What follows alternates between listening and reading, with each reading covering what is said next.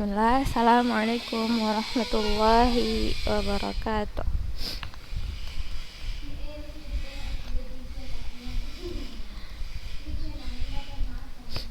Innal hamdalillah nahmaduhu wa nasta'inuhu wa nastaghfiruh wa na'udzu billahi min syururi anfusina wa min sayyiati a'malina.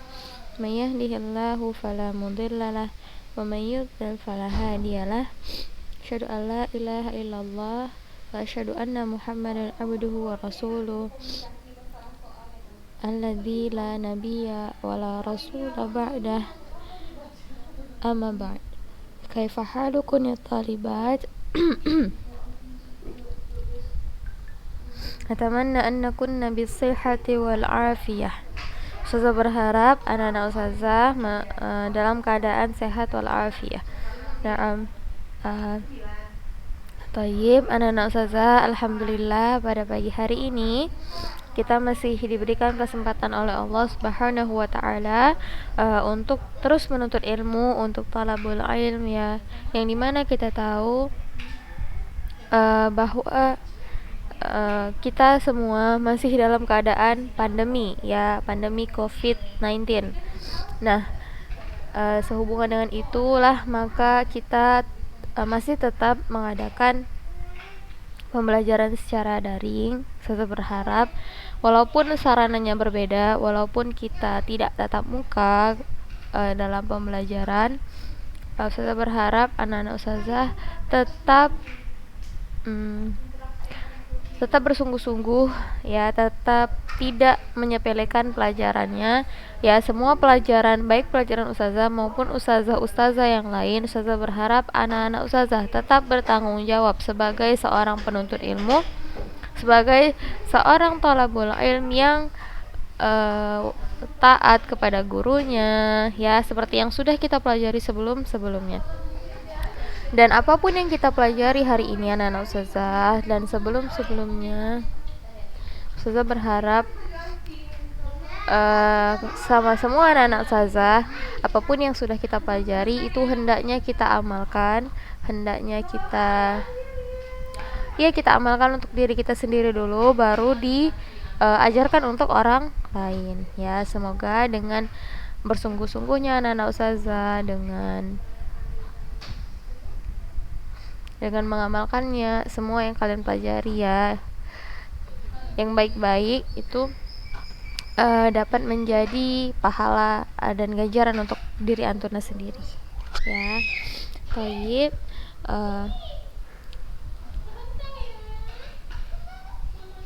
lalu anak-anak ustazah,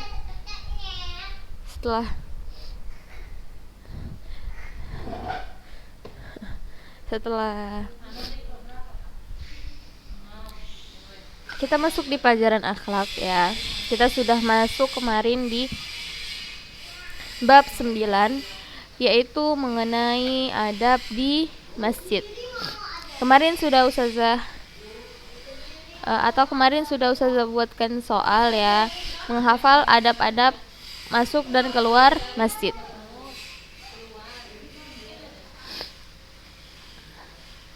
Sedikit mengulang untuk mengingatkan bahwa adab ketika memasuki masjid, masuk masjid dengan kaki kanan sembari membaca doa. Doa yang pertama yang bisa kita baca yaitu a'udzubillahil azim wa biwajhihil karim wa sultanihil qadim minasyaitonir rajim. Atau bisa juga kita membaca bismillahi wassalatu wassalamu ala rasulillah Allahumma ftahli abwaaba rahmatik. Itu ya. Lalu doa atau yang harus kita lakukan ketika kita keluar masjid, yaitu yang pertama dengan mendahulukan kaki kiri. Berarti masuk dengan kaki kanan, keluar dengan kaki kiri, lalu membaca doa keluar masjid. Bismillahi wassalatu wassalamu ala rasulillah Allahumma inni as'aluka min fadlika Allahumma aqsimni minasyaitonir rajim. Nah, itu sedikit mengulang ya. Lalu sekarang kita masuk nih di adab-adab ketika di rumah. Apa yang harus kita lakukan ketika kita itu dari mau masuk rumah sampai ketika kita sudah berada di dalamnya? Nah, adab-adab apa saja nih yang harus kita amalkan? Nah, di antara adab-adab penuntut ilmu di rumahnya adalah yang pertama, memasuki rumah dengan mendahulukan kaki kanan dan mengucapkan bismillah serta mengucapkan salam. Nah, kalau kita nih dicatat ya poin penting. Adab ketika masuk rumah. Yang pertama, pakai kaki kanan. Kedua, baca bismillah. Yang ketiga, mengucapkan salam. Dah. Saya ulangi, adab masuk rumah ketika kita mau masuk rumah, ya rumah siapa aja, baik rumah kita, baik rumah orang tua kita maupun rumah kakek kita contohnya atau tetangga kita nih. Apa yang harus kita lakukan? Yaitu yang pertama, pakai kaki kanan. Mendahulukan kaki kanan. Yang kedua, mengucapkan bismillah. Yang ketiga, mengucapkan salam. Ya. Lalu apabila kita mau keluar rumah anak-anak ustazah, maka yang harus kita lakukan adalah yang pertama, pakai kaki kiri, lalu membaca doa keluar rumah. Apa doanya? Bismillahi tawakkaltu 'alallahi la haula wala quwwata illa billah. Artinya, dengan menyebut nama Allah, aku bertawakal kepada Allah, tidak ada daya dan upaya kecuali dengan pertolongan Allah. Ustazah ulangi. Adab masuk rumah. Adab masuk rumah. Yang pertama, pakai kaki kanan.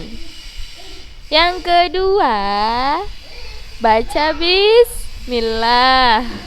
Yang ketiga, mengucapkan salam.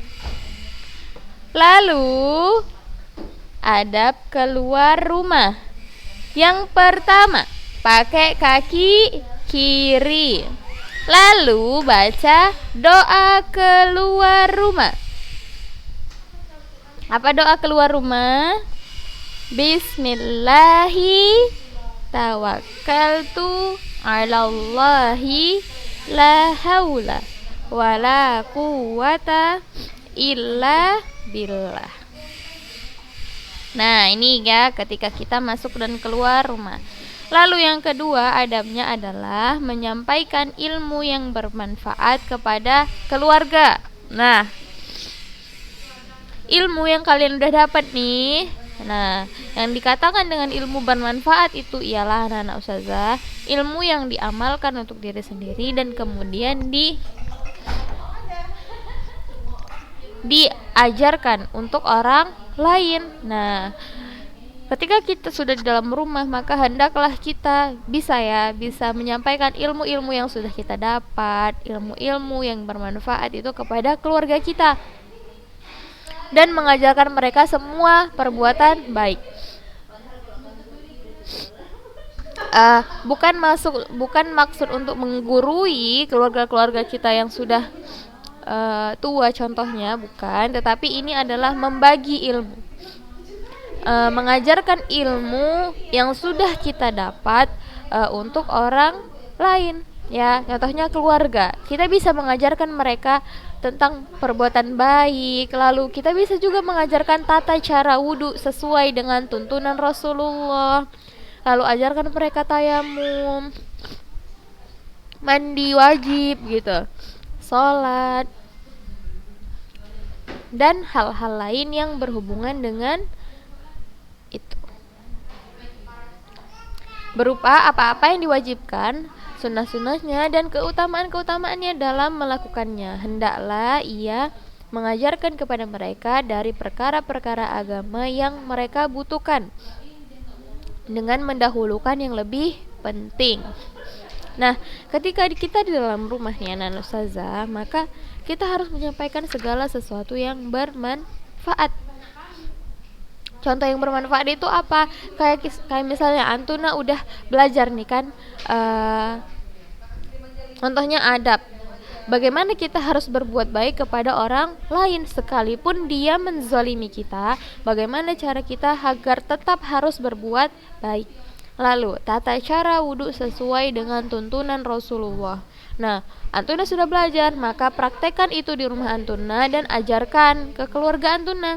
Keluarga, baik adik Antuna, kakak, atau yang punya abang, atau umi, atau abi gitu ya. Bisa ngajarin tayamum juga, lalu mandi wajib, atau sholat sesuai dengan yang telah Rasulullah ajarkan, atau yang berhubungan dengannya, berupa contohnya apa sih yang diwajibkan sama Allah.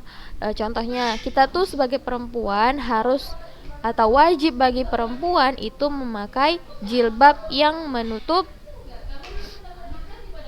ya, itu kewajiban. Nah, boleh Antuna kasih tahu gitu. Lalu sunnah-sunnahnya seperti misalnya sunnah puasa Senin Kamis, atau sholat duha dan sebagainya, begitu ya.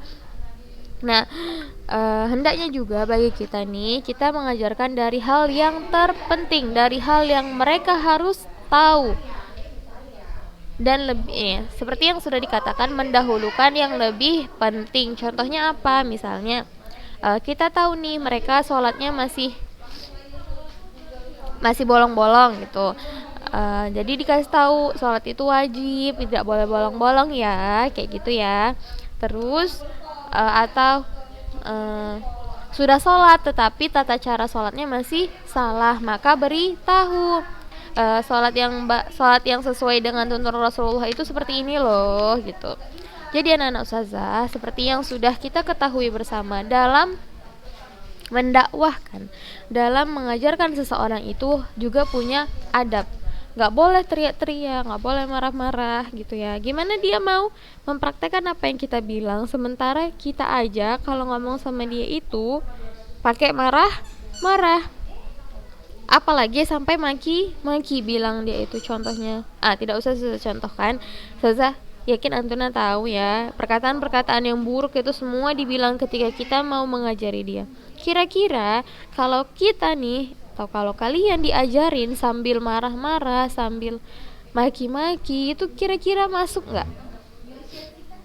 Sudah tanya dulu, kira-kira kalau kalian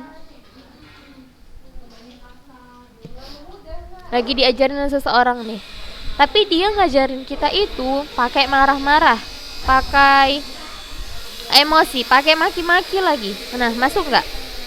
Nggak kan? Nah, maka dari itu ajarkanlah dengan cara yang baik. Ustazah tahu anak-anak ustazah bermaksud baik dan mengajarkan yang baik, tapi pakailah cara-cara yang baik, tidak dengan menyakiti orang lain. Paham sampai di sini? Yang nomor 2 paham? Tayyib, kita lanjutkan. Yang nomor 3, berupaya mengajarkan anak-anak kecil dalam bentuk perbuatan dan perkataan, berusaha melakukan sunnah-sunnah Nabi di hadapan mereka dan menjauhi sikap tercela di hadapan mereka. Nah, seperti yang nomor 2 tadi, ini hampir sama dengan yang nomor 2 ya. Kita di dalam rumah itu kita boleh mengajarkan siapa saja dalam konteks, atau kita mengajarkan mereka bukan untuk menjatuhkan mereka, bukan untuk merendahkan mereka, merendahkan ilmu mereka, tidak ya anak-anak ustazah. Tapi kita itu mengajarkan mereka dalam rangka kita berbagi ilmu dan menginginkan yang terbaik untuk keluarga kita. Kita ingin keluarga kita menjadi yang lebih baik ya. Maka dari itu kita mengajarkan mereka dengan sesuatu yang sudah kita pelajari dan itu benar. Nah, termasuk tadi di dalamnya mengajarkan baik yang sudah dewasa ataupun anak kecil. Nah, kita berupaya mengajarkan anak-anak kecil itu dalam bentuk perbuatan dan perkataan. Ingat ya, kalau anak kecil itu anak-anak ustazah atau kalian yang punya adik, dia itu harus diajak. Tidak bisa kita memberikan teori bahwa dek sholat itu wajib, tapi kita sendiri pun tidak pernah mengajak dia atau mengajak dia untuk sholat. Sama saja ya, anak kecil itu harus diajarin dengan langsung praktek, dek ayo sholat gitu. Nah, insya Allah dengan demikian itu dia tahu nih kalau sholat itu wajib dan harus dilakukan. Lalu dengan perkataan, gimana Ustazah dengan perkataan? Nah, kalian pasti tahu bahwa yang punya adik nih, siapa nih yang punya adik? Nah, kalian pasti tahu kalau anak kecil itu dia paling bisa untuk meniru, ya kan? Dia pasti meniru orang-orang di sekelilingnya. Kalau misalnya orang-orang di sekelilingnya itu suka marah-marah, suka maki-maki, atau suka berkata kasar, maka pasti dia itu akan mencontoh. Mungkin mencontohnya tidak di depan Antuna, tetapi bisa saja ketika dia bermain dengan temannya, nah dia ucapkan kata-kata kasar itu. Dari siapa dia mencontoh? Dari kakaknya atau dari orang-orang terdekatnya. Jadi bagi kita nih yang sudah belajar tentang adab, tentang ya segala sesuatu yang sudah kita pelajari itu hendaklah dipraktekkan, yaitu kita berusaha melakukan hal-hal baik di depan mereka. Kita puasa Senin Kamis contohnya, atau yang lainnya. Pahami anak-anak ustazah. Jadi kita mengajarkan mereka itu jangan sekedar ngomong aja, tapi diajak. Ayo dek sholat, ayo dek puasa gitu. Paham ya? Dan satu lagi, menjauhi sikap tercela di hadapan mereka, ya. Seperti yang Ustazah bilang tadi bahwa anak kecil itu adalah pencontoh, atau anak kecil itu dia adalah orang yang akan mencontoh perbuatan kalian. Perbuatan kalian, perkataan kalian, dia itu akan contoh, ya. Dia akan contoh orang-orang terdekatnya. Jadi berupayalah kalian untuk bersikap baik, memperhatikan atau melakukan segala sesuatu yang baik agar mereka juga mencontoh yang baik-baik.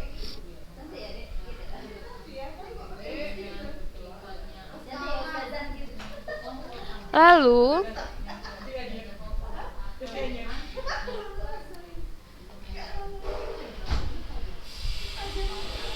yang keempat, berusaha menghidupkan rumah dengan membaca Al-Quran, terutama surah Al-Baqarah, banyak berzikir dan mengerjakan sholat-sholat sunnah.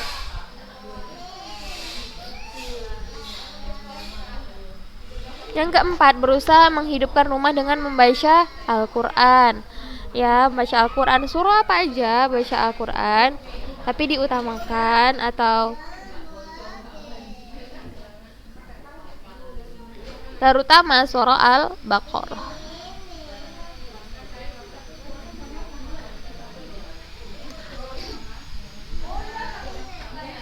Banyak berzikir dan mengerjakan sholat-sholat sunnah.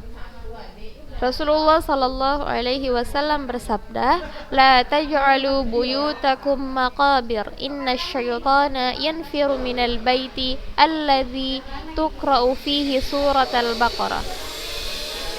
Janganlah kalian jadikan rumah-rumah kalian seperti kuburan. Sesungguhnya syaitan akan lari dari rumah yang dibacakan padanya surah Al-Baqarah. Nah, kenapa anak-anak ustazah di sini terutama surah Al-Baqarah? Nah, seperti sabda Rasulullah Sallallahu Alaihi Wasallam bahwa surah Al-Baqarah itu bisa melindungi rumah kita dari syaitan, ya. Karena bisa jadi mungkin di rumah kita itu masih banyak foto-foto. Nah, yang seperti Antuna tahu bahwa memajang foto di dalam rumah itu, yang pertama, rumahnya tidak akan dimasuki malaikat. Kenapa Ustazah? Bisa jadi syaitan itu dia sembunyi di dalam foto tersebut. Bisa jadi, ya. Lalu contohnya orang-orang yang membuat gambar. Nanti di hari kiamat, orang-orang yang suka menggambar makhluk bernyawa seperti manusia itu akan diminta pertanggungjawaban. Caranya dengan disuruh hidupkan apa yang sudah ia gambar. Ya. Tadi apa keutamaan surah Al-Baqarah? Dia itu bisa membersihkan rumah kita dari syaitan. Ya, kita kan nggak mau rumah kita ada syaitannya. Nah, kalau misalnya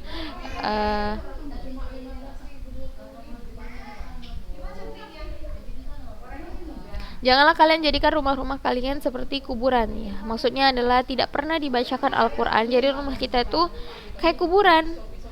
Baru sesungguhnya syaitan akan lari dari rumah yang dibacakan padanya surah Al-Baqarah.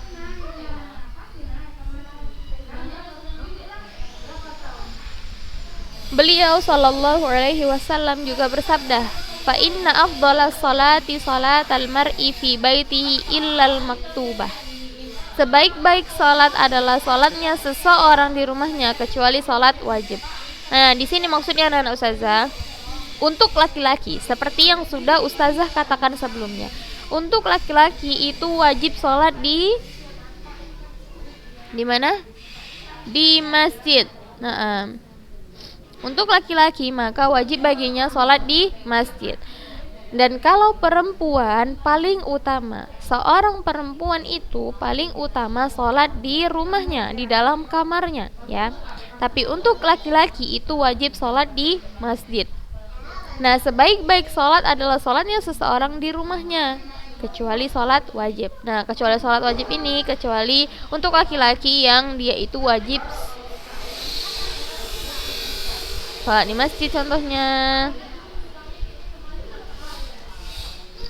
gitu ya.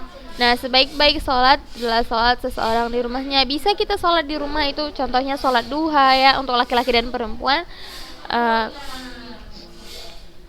Sholat duha atau sholat yang lainnya, sholat sunnah lainnya, kecuali sholat wajib yang membedakan perempuan dan laki-laki. Kalau laki-laki itu wajib di masjid, kalau perempuan itu lebih utama dia di rumahnya. Lalu yang kelima,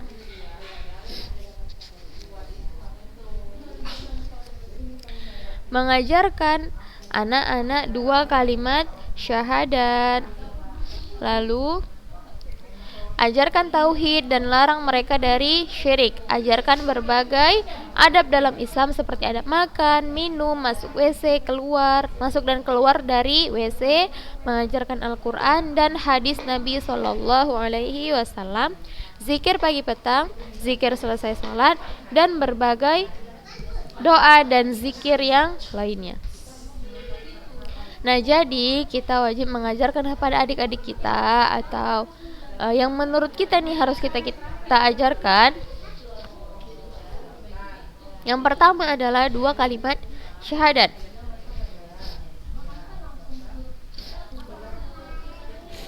Lalu ajarkan tauhid dan larang mereka dari syirik.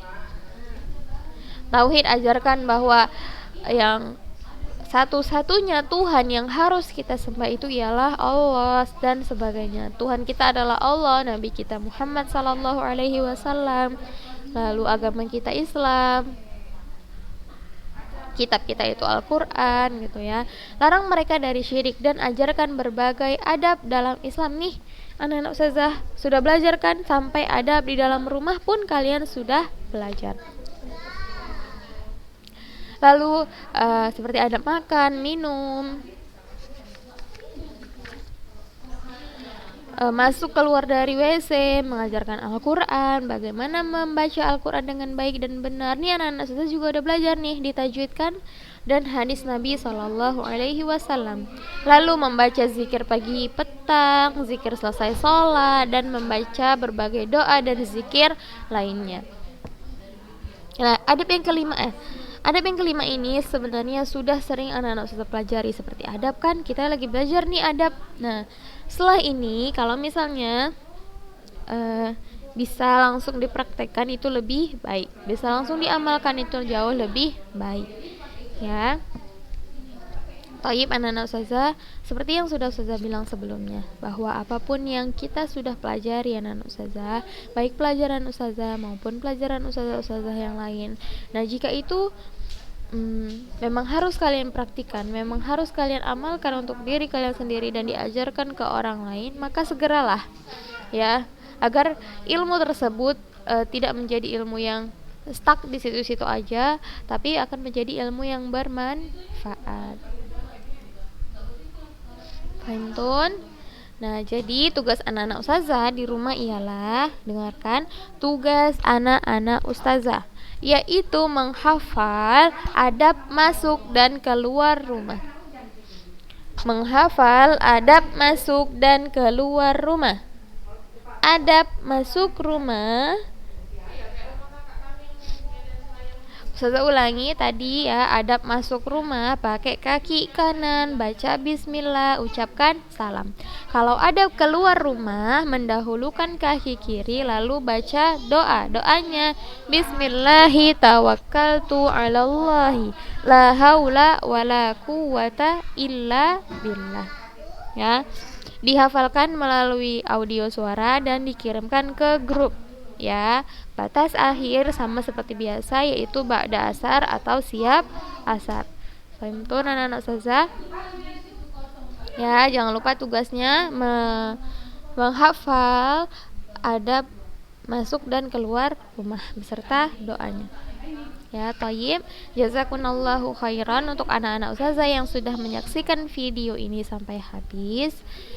Semoga apa yang kita pelajari hari ini dapat bermanfaat untuk kehidupan kita sehari-hari.